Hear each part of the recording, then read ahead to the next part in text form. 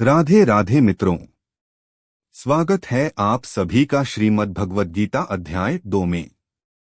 नियमित गीता पाठ करने से मानसिक शांति प्राप्त होती है और मन स्थिर रहता है। इससे नकारात्मक ऊर्जा दूर होती है और जीवन में साहस, आत्मबल और सकारात्मक दृष्टिकोण का विकास होता है। गीता का अध्ययन व्यक्ति को क्रोध, लोभ, मोह समेत मानसिक विकारों से मुक्त करता है। जीवन की उलझनों में स्पष्टता और धैर्य मिलता है, जिससे तनाव और चिंता में कमी आती है। गीता हमें हमारी शाश्वत आत्मा के बारे में जागरूक करती है और स्थायी पहचान सिखाती है। इससे भौतिक भय और चिंताएं दूर होती हैं और जीवन के उद्देश्य की स्पष्टता मिलती है।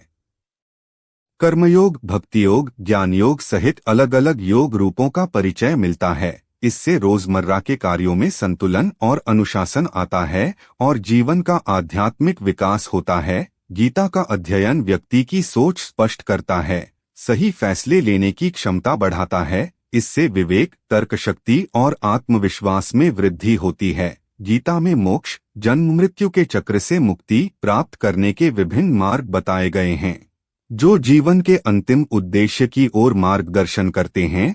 तो आरंभ करते हैं श्रीमद् भगवद गीता अध्याय 2। श्री भगवान कहते हैं, लक्ष्मी, प्रथम अध्याय के महत्व का उत्तम उपाख्यान मैंने तुम्हें सुना दिया। अब अन्य अध्यायों के महत्व श्रवण करो। दक्षिण दिशा में वेदवेत्ता ब्राह्मणों के पुरंदरपुर नामक नगर में श्रीमान देव शर्मा नामक एक विद्वान ब्राह्मण रहते थे।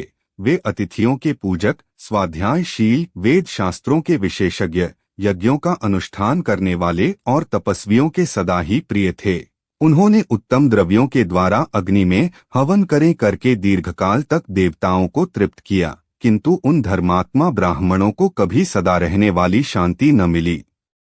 वे परम कल्याणमय तत्व का ज्ञान प्राप्त करने वाली इच्छा प्रतिदिन प्रचुर सामग्रियों के द्वारा सत्य संकल्प वाले तपस्वियों की सेवा करने लगे। इस शुभ आचरण करते हुए उन्हें बहुत समय बीत गया। तदंतर एक दिन पृथ्वी पर उनके समक्ष एक त्यागी महात्मा प्रकट हुए। वे पूर्ण अनुभवी, आकांक्षारहित, नासिका के अग्रभाग पर दृष्टि रखने वाले तथा शांतचित्त थे। निरंतर परमात्मा के चिंतन में संलग्न हो वे सदा आनंद विभोर रहते थे। देव शर्मा उन नित्य संतुष्ट तपस्वी को शुद्ध भाव से प्रणाम किया और पूछा, महात्मन, मुझे शांति में स्थिति कैसे प्राप्त होगी? तब उन आत्मज्ञानी संत ने देव शर्मा को सौपुर ग्राम के निवासी मित्रवान का, जो बकरियों का चरवाहा था, परिचय दिया और कहा, वही तुम्हें उपदेश देगा। यह सुन देव शर्मा ने महात्मा के चरणों की वंदना की और समृद्धशाली सौपुर ग्राम में पहुंचकर उसके उत्तर भाग में एक विशाल वन देखा। उसी वन में नदी के किनारे एक शिला पर मित्रवान बैठा था। उसके नेत्र आनंदातिरेक से निश्चल हो रहे थे। वह अपलक दृष्टि से देख रहा था। वह स्थान आपस का स्वाभाविक वैर छोड़कर एकत्रित हुए परस्पर विरोधी जंतुओं से घिरा था। वहां उद्यान में मंद मंद हवा चल रही थी। मृगों के झुंड शांत भाव से बैठे थे और मित्रवान दया से भरी हुई आनंददायी मनोहारिणी दृष्टि से पृथ्वी पर मानो अमृत छिड़क रहा था। इस रूप में उसे देखकर देव शर्मा का मन प्रसन्न हो गया। वे उत्सुक होकर बड़ी विनय के साथ मित्रवान पास गए। मित्रवान ने भी अपने मस्तक को किंचित नवाकर देव शर्मा का सत्कार किया। तदंतर विद्वान देव शर्मा अनन्य चित्त से मित्रवान के समीप गए और जब उसके ध्यान का समय समाप्त हो गया, उस समय उन्होंने अपने मन की बात पूछी। महाभाग, मैं आत्मा का ज्ञान प्राप्त करना चाहता हूँ। मेरे इस मनोरथ की पूर्ति के लिए मुझे किसी ऐसे उपाय का उपदेश कीजिए जिसके द्वारा सिद्धि प्राप्त हो चुकी हो। देव शर्मा की बात सुनकर मित्रवान ने एक क्षण तक कुछ विचार किया। उसके बाद इस प्रकार कहा, विद्वान, एक समय की बात है, मैं वन के भीतर बकरियों की रक्षा कर रहा था। इतने में ही एक भयंकर बाघ पर मेरी दृष्टि पड़ी, जो मानो सबको ग्रस लेना चाहता था। मैं मृत्यु से डरता था, इसलिए बाघ को आते देख बकरियों के झुंड को आगे करके वहां से भाग चला। किंतु एक बकरी तुरंत ही सारा भय छोड़कर नदी के किनारे उस बाघ के पास बेरोक टोक चली गई। फिर तो बाघ भी द्वेष छोड़कर चुपचाप खड़ा हो गया। उसे इस अवस्था में देखकर बकरी बोली, बाघ, तुम्हें तो अभिष्ट भोजन प्राप्त हुआ है। मेरे शरीर से मांस निकालकर प्रेमपूर्वक खाओ न। तुम इतनी देर से खड़े क्यों हो? तुम्हारे मन में मुझे खाने का विचार क्यों नहीं हो रहा है? बाघ बोला, बकरी, इस स्थान पर आते ही मेरे मन से द्वेष का भाव निकल गया, भूख प्यास भी मिट गई, इसलिए पास आने पर भी मैं तुम्हें खाना नहीं चाहता। बाघ के ऐसा कहने पर बकरी बोली, न जाने मैं कैसे निर्भय हो गई हूँ, इसमें क्या कारण हो सकता है? यदि तुम जानते हो तो बताओ। यह सुन बाघ ने कहा, मैं भी नहीं जानता, चलो सामने खड़े इन महापुरुषों से पूछें।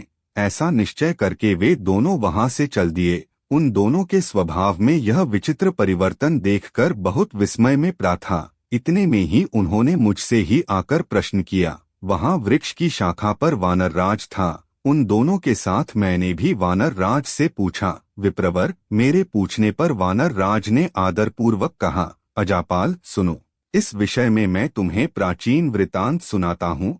सामने वन के भीतर जो बहुत बड़ा मंदिर है, उसकी ओर देखो। इसमें ब्रह्मा जी का स्थापित किया हुआ एक शिवलिंग है। पूर्व काल में यहाँ एक सुकर्मा नामक एक बुद्धिमान महात्मा रहते थे, जो तपस्या में संलग्न होकर इस मंदिर में उपासना करते थे। वे वन में से फूलों का संग्रह कर लाते और नदी के जल से पूजनीय भगवान शंकर को स्नान कराकर उनकी पूजा किया करते थे। इस प्रकार आराधना का कार्य करते हुए सुकर्मा यहाँ निवास करते थे। बहुत समय के बाद उनके समीप किसी अतिथि का आगमन हुआ। सुकर्मा ने भोजन के लिए फल लाकर अतिथि को अर्पण किया और कहा, विद्वान, मैं केवल तत्वज्ञान की इच्छा से भगवान शंकर की आराधना करता है। आज इस आराधना का फल परिपक्व होकर मुझे मिल गया, क्योंकि इस समय आप जैसे महापुरुष ने मुझ पर अनुग्रह किया है। सुकर्मा के ये मधुर वचन से उनकी तपस्या के धनी महात्मा अतिथि को बड़ी प्रसन्नता हुई। उन्होंने एक शिलाखंड पर गीता का दूसरा अध्याय लिख दिया और ब्राह्मण को उसके पाठ एवं अभ्यास के लिए आज्ञा देते हुए कहा, ब्राह्मण, इससे तुम्हारा आत्मज्ञान संबंधी मनोरथ अपने आप सफल हो जाएगा। यूं कहकर वो बुद्धिमान तपस्वी सुकर्मा के सामने ही उनके देखते देखते अंतर्धान गए। सुकर्मा विस्मित होकर उनके आदेश के अनुसार निरंतर गीता के द्वितीय अध्याय का अभ्यास करने लगे। तदनंतर दीर्घकाल के पश्चात अंतःकरण शुद्ध होकर उन्हें आत्मज्ञान की प्राप्ति हुई। फिर जहाँ गए वहाँ का तपोवन शांत हो गया। उनमें शीतोष्ण और रागदेश आदि की बाधाएं दूर हो गईं।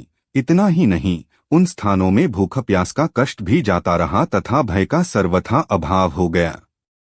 यह सब द्वितीय अध्याय का जप करने वाले सुकर्मा ब्राह्मण की तपस्या का ही प्रभाव समझो। मित्रवान कहता है, वानराज के यूं कहने पर मैं प्रसन्नतापूर्वक बकरी और बाघ के साथ उस मंदिर की ओर गया। वहां जाकर शिलाखंड पर लिखे हुए गीता के द्वितीय अध्याय को मैंने देखा और पढ़ा। उसी की आवृत्ति करने से मैंने तपस्या का पार पा लिया है। आथ भद्रपुरुष, तुम भी सदा द्वितीय अध्याय की ही आवृत्ति किया करो। ऐसा करने पर मुक्ति तुमसे दूर नहीं रहेगी। श्री भगवान कहते हैं, प्रिय मित्रवान के इस प्रकार आदेश देने पर देवशर्मा ने उसका पूजन किया और उसे प्रणाम करके पुरंदरपुर को प्रस्थान किया। वहां किसी देवालय में पूर्वोक्त आत्मज्ञानी महात्मा को पाकर उन्होंने यह सारा वृत्तांत निवेदन किया और सबसे पहले उन्हीं से द्वितीय अध्याय को पढ़ा। उनसे उपदेश पाकर शुद्ध अंतःकरण वाले देवशर्मा प्रतिदिन बड़ी श्रद्धा के साथ द्वितीय अध्याय का पाठ करने लगे। तब से उन्होंने अनवद्य प्रशंसा के योग्य परमपद को प्राप्त कर लिया। लक्ष्मी, यह द्वितीय अध्याय का उपाख्यान कहा गया। संजय बोले कि पूर्वोक्त प्रकार से करुणा करके व्याप्त और आंसुओं से पूर्ण तथा व्याकुल नेत्रों वाले शोकयुक्त उस अर्जुन के प्रति भगवान मधुसूदन ने यह वचन कहा, हे अर्जुन, तुमको इस विषम स्थल में यह अज्ञान किस हेतु से प्राप्त हुआ? क्योंकि यह न तो श्रेष्ठ पुरुषों से आचरण किया गया है, न स्वर्ग को देने वाला है, न कीर्ति को करने वाला है। इसलिए हे अर्जुन, नपुंसकता को मत प्राप्त हो, वह तेरे योग्य नहीं है। हे परंतप, तुच्छ हृदय की दुर्बलता को त्याग कर युद्ध के लिए खड़ा हो। तब अर्जुन बोले कि हे मधुसूदन, मैं रणभूमि में भीष्म पितामह और द्रोणाचार्य के प्रति किस प्रकार बाणों से युद्ध करूंगा? क्योंकि हे अरिसूदन, वे दोनों ही पूजनीय हैं, इसलिए इन महानुभाव गुरुजनों को न मारकर इस लोक में शिक्षा का अन्न भी भोगना कल्याणकारक समझता हूँ, क्योंकि गुरुजनों को मारकर भी इस लोक में रुधिर से सने हुए अर्थ और कामरूप भोगों को ही तो भोगूंगा। और हम लोग यह भी नहीं जानते कि हमारे लिए क्या करना श्रेष्ठ है, अथवा यह भी नहीं जानते कि हम जीतेंगे या हमको वे जीतेंगे, और जिनको मारकर हम जीना भी नहीं चाहते, वे ही धृतराष्ट्र के पुत्र हमारे सामने खड़े हैं। इसलिए कायरता रूप दोष करके अपहत हुए स्वभाव वाला और धर्म के विषय में मोहित चित्त हुआ मैं आपसे पूछता हूँ, जो कुछ निश्चय किया हुआ कल्याणकारक साधन हो वह मेरे लिए कहिए, क्योंकि मैं आपका शिष्य हूँ। इसलिए आपके शरण हुए मेरे को शिक्षा दीजिए, क्योंकि भूमि में निष्कंटक धनधान्य संपन्न राज्य को और देवताओं के स्वामीपन को प्राप्त होकर भी मैं उस उपाय को नहीं देखता हूँ जो कि मेरी इंद्रियों के सुखाने वाले शोक को दूर कर सके। संजय बोले, हे राजन, निद्रा को जीतने वाले अर्जुन अंतर्यामी श्री कृष्ण महाराज के प्रति इस प्रकार कहकर फिर श्री गोविंद भगवान से युद्ध नहीं करूंगा ऐसे स्पष्ट कहकर चुप हो गए। उसके उपरांत हे भरतवंशी धृतराष्ट्र, अंतर्यामी श्री कृष्ण महाराज ने दोनों सेनाओं के बीच में उस शोकयुक्त अर्जुन को हंसते हुए से ये वचन कहे, हे अर्जुन, तू न शोक करने योग्य व्यक्तियों के लिए शोक करता है और पंडितों के से वचनों को कहता है, परंतु पंडित जन जिनके प्राण चले गए हैं उनके लिए और जिनके प्राण नहीं गए हैं उनके लिए भी शोक नहीं करते हैं, क्योंकि आत्मा नित्य है, इसलिए शोक करना अनुचित है। वास्तव में न तो ऐसा ही है कि मैं किसी काल में नहीं था अथवा तू नहीं था अथवा ये राजा लोग नहीं थे, और न ऐसा ही है कि इससे आगे हम सब नहीं रहेंगे, किंतु जैसे जीवात्मा की इस देह में कुमार, युवा और वृद्धावस्था होती है, वैसे ही अन्य शरीर की प्राप्ति होती है, उस विषय में धीर पुरुष मोहित नहीं होता है। अर्थात जैसे कुमार, युवा और जरावस्था रूप स्थूल शरीर का विकार अज्ञान से आत्मा में भासता है, वैसे ही एक शरीर से दूसरे शरीर को प्राप्त होना होनरूप सूक्ष्म शरीर का विकार भी अज्ञान से ही आत्मा में भासता है। इसलिए तत्व को जानने वाला धीर पुरुष इस विषय में मोहित नहीं होता है। हे कुंती पुत्र, सर्दी गर्मी और सुख दुख को देने वाले इंद्रिय और विषयों के संयोग तो क्षणभंगुर और अनित्य हैं, इसलिए हे भारतवंशी अर्जुन, उनको तू सहन कर, क्योंकि हे पुरुष श्रेष्ठ, दुख सुख को समान समझने वाले जिस धीर पुरुष को ये इंद्रियों के विषय व्याकुल नहीं कर सकते वह मोक्ष के लिए योग्य होता है। और हे अर्जुन, असत वस्तु का तो अस्तित्व नहीं है, सत का अभाव नहीं है, इस प्रकार इन दोनों का ही तत्वज्ञानी पुरुषों द्वारा देखा गया है। इस न्याय के अनुसार नाशरहित तो उसको जान की जिससे यह संपूर्ण जगत व्याप्त है, क्योंकि इस अविनाशी का विनाश करने को कोई भी समर्थ नहीं है, और इस नाशरहित अप्रमेय नित्य स्वरूप जीवात्मा के ये सब शरीर नाशवान कहे गए हैं। इसलिए हे भारतवंशी अर्जुन, तू युद्ध कर, जो इस आत्मा को मारने वाला समझता है तथा जो इसको मरा हुआ मानता है, वे दोनों ही नहीं जानते हैं, क्योंकि यह आत्मा न मारता है और न मारा जाता है, यह आत्मा किसी काल में भी न जन्मता है और न मरता है, अथवा न यह आत्मा हो करके फिर होने वाला है, क्योंकि यह अजन्मा, नित्य, शाश्वत और पुरातन है। शरीर के नाश होने पर भी यह नाश नहीं होता है। हे पृथापुत्र अर्जुन, जो पुरुष इस आत्मा को नाशरहित, नित्य, अजन्मा और अव्यय जानता है, वह पुरुष कैसे किसको मरवाता है और कैसे किसको मारता है। और यदि तू कहे कि मैं तो शरीरों के वियोग का शोक करता हूँ, तो यह भी उचित नहीं है, क्योंकि जैसे मनुष्य पुराने वस्त्रों को त्याग कर दूसरे नए वस्त्रों को ग्रहण करता है, वैसे ही जीवात्मा पुराने शरीरों को त्याग कर दूसरे नए शरीर को प्राप्त होता है। हे अर्जुन, इस आत्मा को शस्त्र आदि नहीं काट सकते हैं और इसको आग नहीं जला सकती और इसको जल गीला नहीं कर सकते हैं और वायु नहीं सुखा सकता है, क्योंकि यह आत्मा अच्छेद्य है। यह आत्मा अदाह्य, अक्लेद्य और अशोष्य है तथा यह आत्मा निःसंदेह नित्य, सर्वव्यापक, अचल, स्थिर रहने वाला और सनातन है। यह आत्मा अव्यक्त अर्थात इंद्रियों का अविषय और यह आत्मा अचिंत्य अर्थात मन का अविषय और यह आत्मा विकार रहित अर्थात न बदलने वाला कहा गया है। इसमें हे अर्जुन, इस आत्मा को ऐसा जानकर तू शोक करने योग्य नहीं है, अर्थात तुझे शोक करना उचित नहीं है। यदि तू इसको सदा जन्मने और सदा मरने वाला माने तो भी हे अर्जुन, इस प्रकार शोक करने के योग्य नहीं है, क्योंकि ऐसा होने से तो जन्मने वाले की निश्चित मृत्यु और मरने वाले का निश्चित जन्म होना सिद्ध हुआ। इससे भी तू इस बिना उपाय वाले विषय में शोक करने के योग्य नहीं है। यह भीष्मादिकों के शरीर मायामय होने से अनित्य हैं, इससे शरीरों के लिए भी शोक करना उचित नहीं, क्योंकि हे अर्जुन, संपूर्ण प्राणी जन्म से पहले बिना शरीर वाले और मरने के बाद भी बिना शरीर वाले ही हैं, केवल बीच में ही शरीर वाले प्रतीत होते हैं। फिर उस विषय में क्या चिंता है हे अर्जुन? यह आत्मात्व बड़ा गहन है, इसलिए कोई महापुरुष ही इस आत्मा को आश्चर्य की तरह देखता है और वैसे ही दूसरा कोई महापुरुष ही आश्चर्य की तरह इसके तत्व को कहता है और दूसरा कोई ही उस आत्मा को मध्य की तरह सुनता है और कोई कोई सुनकर भी इस आत्मा को नहीं जानता। हे अर्जुन, यह आत्मा सबके शरीर में सदा ही अवध्य है, इसलिए संपूर्ण भूत प्राणियों के लिए तू शोक करने के योग्य नहीं है और अपने धर्म को देखकर भी तू भय करने के योग्य नहीं है, क्योंकि धर्मयुक्त मूल्य से बढ़कर दूसरा कोई कल्याणकारक कर्तव्य क्षत्रियों के लिए नहीं है। हे पार्थ, अपने आप प्राप्त हुए और खुले हुए स्वर्ग के द्वार रूप इस प्रकार के युद्ध को भाग्यवान क्षत्रिय लोग ही पाते हैं, और यदि तू इस धर्मयुक्त संग्राम को नहीं करेगा तो स्वधर्म को और कीर्ति को खोकर पाप को प्राप्त होगा और सब लोग तेरी बहुत काल तक रहने वाली अपकीर्ति का भी कथन करेंगे और वह अपकीर्ति माननीय पुरुष के लिए मरण से भी अधिक बुरी होती है और जिनके तू बहुत माननीय होकर भी अब तुच्छता को प्राप्त होगा, वे महारथी लोग तुझे भय के कारण युद्ध से उपराम हुआ मानेंगे और तेरे वैरी लोग तेरे सामर्थ्य की निंदा करते हुए बहुत से न कहने योग्य वचनों को कहेंगे। फिर उससे अधिक दुख क्या होगा?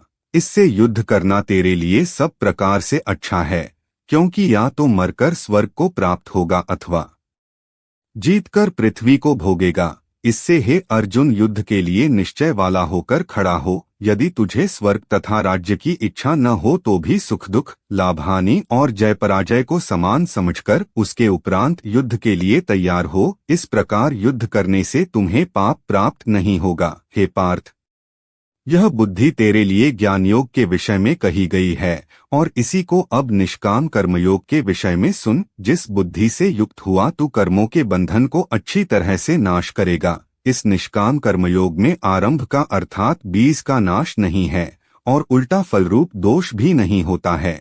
इसलिए इस निष्काम कर्मयोग रूप धर्म का थोड़ा भी साधन जन्म मृत्यु रूप महान भय से उद्धार कर देता है। हे अर्जुन, इस कल्याण मार्ग में निश्चय सात्विक बुद्धि एक ही है और अज्ञानी सकामी पुरुषों की बुद्धियां बहुत भेदों वाली और अनंत होती हैं। हे अर्जुन, जो सकामी पुरुष केवल फलश्रुति में प्रीति रखने वाले, स्वर्ग को परमश्रेष्ठ मारने वाले, इससे बढ़कर और कुछ नहीं है ऐसे कहने वाले हैं, वे अविवेकी जन जगत देने वाली और भोग तथा ऐश्वर्य की प्राप्ति के लिए बहुत सी क्रियाओं के विस्तार वाली इस प्रकार की जिस दिखाऊ शोभायुक्त वाणी को कहते हैं। उस वाणी द्वारा हरे हुए चित्त वाले तथा भोग और ऐश्वर्य में आसक्ति वाले उन पुरुषों के अंतःकरण में निश्चयात्मिका बुद्धि नहीं होती है। हे अर्जुन, सब वेद तीनों गुणों के कार्य रूप संसार को विषय करने वाले अर्थात प्रकाश करने वाले हैं। इसलिए तू असंसारी अर्थात निष्कामी और सुख दुखादि द्वंद्वों से रहित नित्य वस्तु में स्थित तथा योग क्षेम को न चाहने वाला और आत्मप्रायण हो, क्योंकि मनुष्य का सब ओर से परिपूर्ण जलाशय के प्राप्त होने पर छोटे जलाशय में जितना प्रयोजन रहता है, अच्छी प्रकार ब्रह्मा को जानने वाले ब्राह्मण का भी सब वेदों में उतना ही प्रयोजन रहता है। अर्थात जैसे बड़े जलाशय के प्राप्त हो जाने पर जल के लिए छोटे जलाशयों की आवश्यकता नहीं रहती, वैसे ही ब्रह्मानंद की प्राप्ति होने पर आनंद के लिए वेदों की आवश्यकता नहीं रहती। इससे तेरा कर्म करने में ही अधिकार होता है। फलों में कभी नहीं, और तू कर्मों के फल की वासना वाला भी मत हो तथा तेरी कर्म न करने में भी प्रीति न होवे। हे धनंजय, आसक्ति को त्याग कर तथा सिद्धि और असिद्धि में समान बुद्धि वाला होकर योग में स्थित हुआ कर्मों को कर। यह समत्वभाव ही योग नाम से कहा जाता है। इस समत्वभाव बुद्धि योग से सकाम कर्म अत्यंत तुच्छ है। इसलिए हे धनंजय, समत्व बुद्धि योग का आश्रय ग्रहण कर, क्योंकि फल की वासना वाले अत्यंत दीन हैं। सत्व बुद्धियुक्त पुरुष पुण्य पाप दोनों को इस लोक में ही त्याग देता है, अर्थात उनसे लिपायमान नहीं होता। इससे समत्व बुद्धि योग के लिए ही चेष्टा कर। यह समत्व बुद्धि रूप योग ही कर्मों में चतुरता है, अर्थात कर्म बंधन से छूटने का उपाय है। क्योंकि बुद्धि योग युक्त ज्ञानरंजन कर्मों से उत्पन्न होने वाले फल को त्याग कर जन्मरूप बंधन से छूटे हुए निर्दोष अर्थात अमृतमय परमपद को प्राप्त होते हैं। हे अर्जुन, जिस काल में तेरी बुद्धि मोहरूप दलदल को बिल्कुल तर जाएगी, तब तू सुनने योग्य और सुने हुए के वैराग्य को प्राप्त होगा। जब तेरी अनेक प्रकार के सिद्धांतों को सुनने से विचलित हुई बुद्धि परमात्मा के स्वरूप में अचल और स्थिर ठहर जाएगी, तब तू समत्वरूप योग को प्राप्त होगा। इस प्रकार भगवान के वचनों को सुनकर अर्जुन ने पूछा, हे केशव, समाधि में स्थित स्थिर बुद्धि वाले पुरुष का क्या लक्षण है? और स्थिर बुद्धि पुरुष कैसे बोलता है, कैसे बैठता है, कैसे चलता है? उसके उपरांत श्री कृष्ण महाराज बोले, हे अर्जुन, जिस काल में यह पुरुष मन में स्थित संपूर्ण कामनाओं को त्याग देता है, उस काल में आत्मा से ही आत्मा में संतुष्ट हुआ स्थिर बुद्धि वाला कहा जाता है। तथा दुखों की प्राप्ति में उद्वेग रहित है मन जिसका, और सुखों की प्राप्ति में दूर हो गई है स्पृहा जिसकी, तथा नष्ट हो गए हैं राग भय और क्रोध जिसके, ऐसा मुनि स्थिर बुद्धि कहा जाता है। जो पुरुष सर्वत्र स्नेह रहित हुआ, उन्होंने शुभ तथा अशुभ वस्तुओं को प्राप्त होकर न प्रसन्न होता और न द्वेष करता, उसकी बुद्धि स्थिर है। और कछुआ अपने अंगों को जैसे समेट लेता है, वैसे ही यह पुरुष जब सब ओर से अपनी इंद्रियों को इंद्रियों के विषयों से समेट लेता है, तब उसकी बुद्धि स्थिर होती है।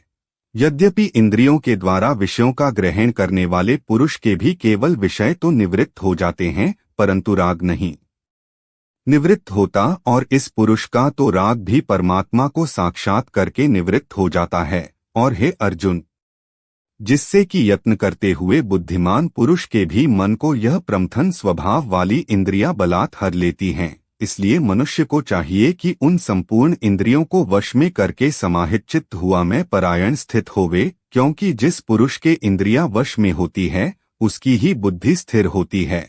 हे अर्जुन, मन सहित इंद्रियों को वश में करके मेरे परायण न होने से मन के द्वारा विषयों का चिंतन होता है, और विषयों को चिंतन करने वाले पुरुष को उन विषयों में आसक्ति हो जाती है, और आसक्ति से उन विषयों की कामना उत्पन्न होती है, और कामना में विघ्न पड़ने से क्रोध उत्पन्न होता है। क्रोध से अविवेकी अर्थात मूढ़भाव उत्पन्न होता है, और अविवेक स्मरण शक्ति भ्रमित हो जाती है, और स्मृति के भ्रमित हो जाने से अविवेक से स्मरण शक्ति भ्रमित हो जाती है, और स्मृति के भ्रमित हो जाने से बुद्धि अर्थात ज्ञान शक्ति का नाश हो जाता है, और बुद्धि के नाश होने से यह पुरुष अपने श्रेय साधन से गिर जाता है। परंतु स्वाधीन अंतःकरण वाला पुरुष रागद्वेष से रहित अपने वश में की हुई इंद्रियों द्वारा विषयों को भोगता हुआ अंतःकरण की प्रसन्नता अर्थात स्वच्छता को प्राप्त होता है।